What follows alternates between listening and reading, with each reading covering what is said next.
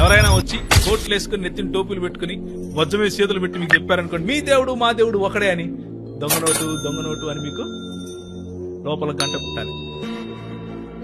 పొర్రా పాటను కూడా నమ్మటానికి వాళ్ళ దేవుడు వాళ్ళకి దేవుడు అయి ఉండొచ్చు, మన అందులో మనకే ఇబ్బంది లేదు. కానీ ఆ దేవుడు బైబిల్లో ఉన్న దేవుడు మాత్రం కాదు. ఒకవేళ ఎవరైనా సరే ఆ దేవుడు మంచివాడు ఈ దేవుడు కంటే అని వెళ్ళిపోతామంటే మనకే ఇబ్బంది లేదు.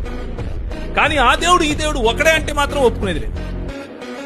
ఆ దేవుడు వేరు, ఈ దేవుడు వేరు. ఆ దేవుడు తను తాను గర్విష్టిగా పిలుచుకుంటాడు, మన దేవుడు ప్రేమామయుడుగా పిలుచుకుంటాడు. ఆ దేవుడు తను తాను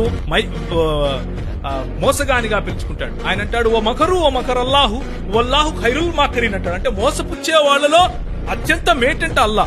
మన దేవుడు మోసపుచ్చుతాడా? మోసపుచ్చని దేవుడు మన దేవుడు. ఏ విధంగా మన దేవుడు ఆ దేవుడు ఒకడవుతాడు? అయ్యడానికి వీలలేదు, వసనే లేదు.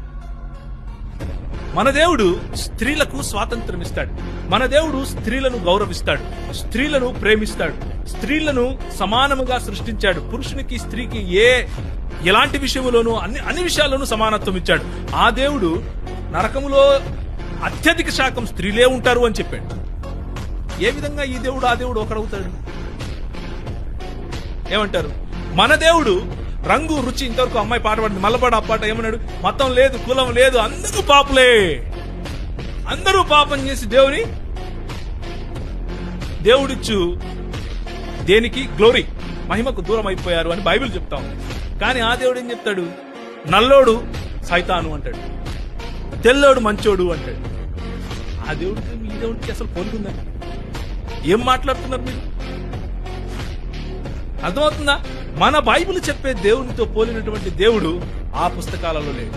అందుకనే మన దేవుణ్ణి ఇంకెక్కడా పోయి ఎతకాల్సిన అవసరం మనకు లేదు.